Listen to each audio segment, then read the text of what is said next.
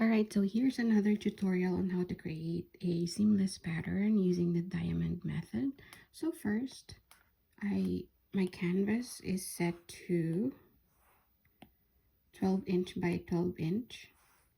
Yeah, 3600 px by 3600 px is equal to 12 inch in physical measurement, and the color profile is set to CMYK because, for example, I want this later to be printed.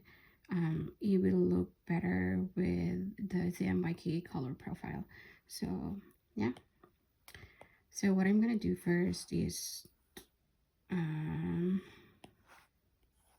fill my canvas with the color, any color for now, just so I can have the guide. And then using the transform tool, I'm going to rotate it 45 degrees here, and then fit to canvas here. All right, so this is going to be my guide. I'm going to fill out this diamond with my elements. So I want to make sure that the background and the elements are on separate layers, so I can easily make adjustments later. So I'm going to add the layer on top, and I'm going to use my, let me see, just gonna pick the best color for this. Okay, so I'm gonna try to make Valentine seamless pattern. So I'm gonna use my brush stamps for now. So when it comes to the layout, it actually depends on how big your elements are and what the shape is. So yeah, you can always make adjustments later. So I'm just randomly putting my elements. Again, what I'm trying to do right now is to fill out this whole diamond canvas. So the love will be my filler. So I am going to fill out any empty, like huge spaces, I mean. Something like that. This should be good for me as my starting point. So transform tool, and I'm going to try to go to the edges. Just like that. So in this method, the first part, you want to make sure that you don't go over the edges of this diamond or your guide. So this should be good for now. That's the first step. So what I'm going to do is to grab any pen, and on the edges here, corners, 4 corners, just add the line or dot, whatever you want to do. So you want to make sure that to put it on your elements layer, which is the layer 2, right? So what I'm going to do now is to duplicate this 4 times, 3, 4, which will give me 5 layers of the same elements, right? So I don't actually need this for now, so I can just turn it off, and again turn off the rest of that.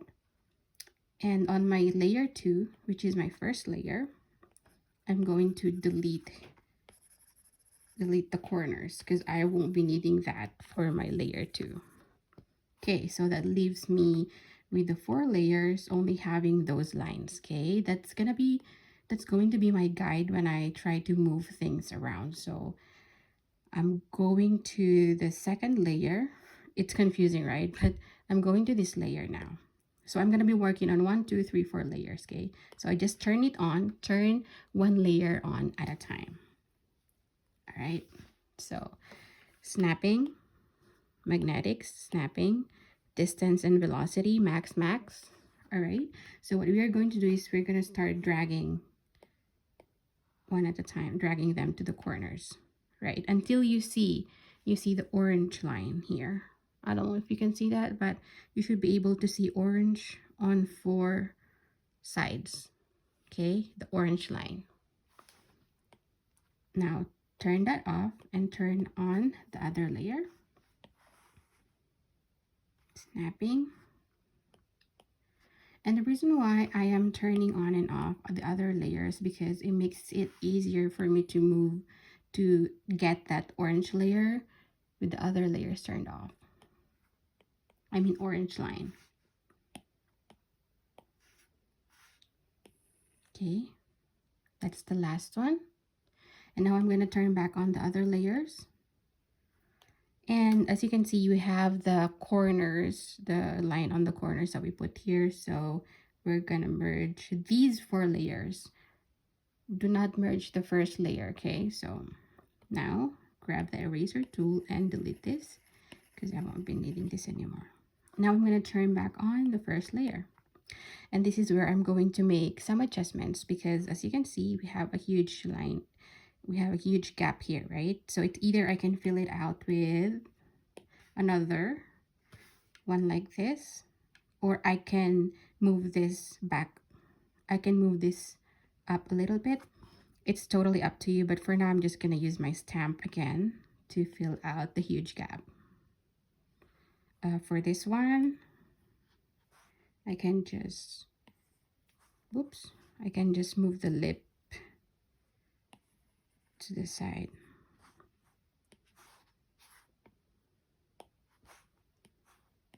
Just a little bit.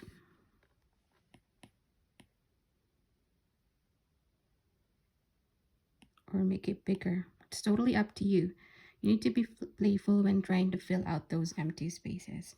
And this one, I can also move it to the left a little bit.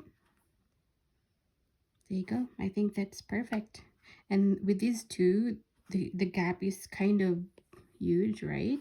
So start moving things around, adjusting things around until you achieve that perfect spacing or layout.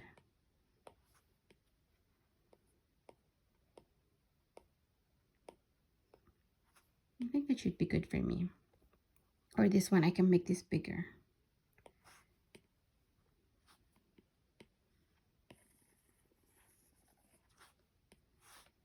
Bigger a little bit.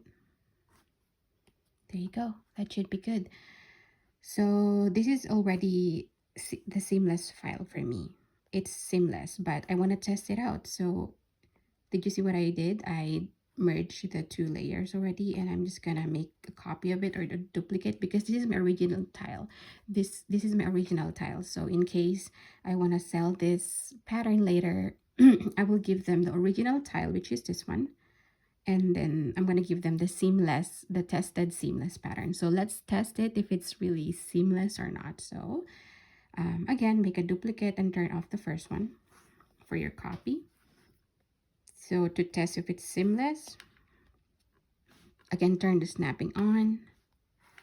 And instead of dragging the corners down, instead of dragging them to the corner, I'm just gonna,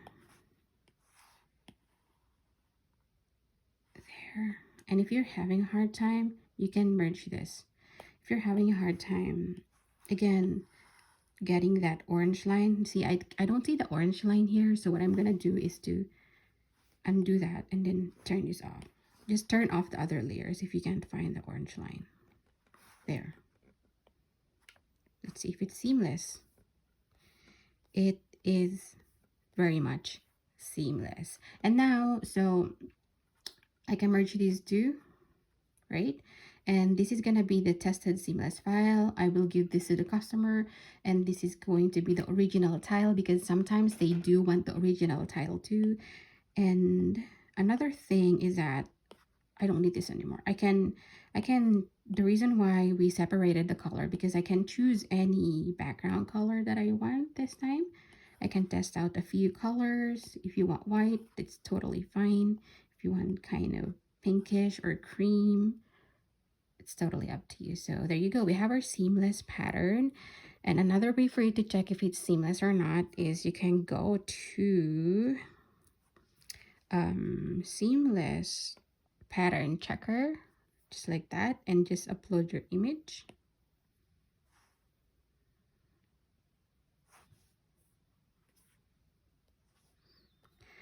So yeah, I hope that's quick enough for you to to learn how to create seamless pattern.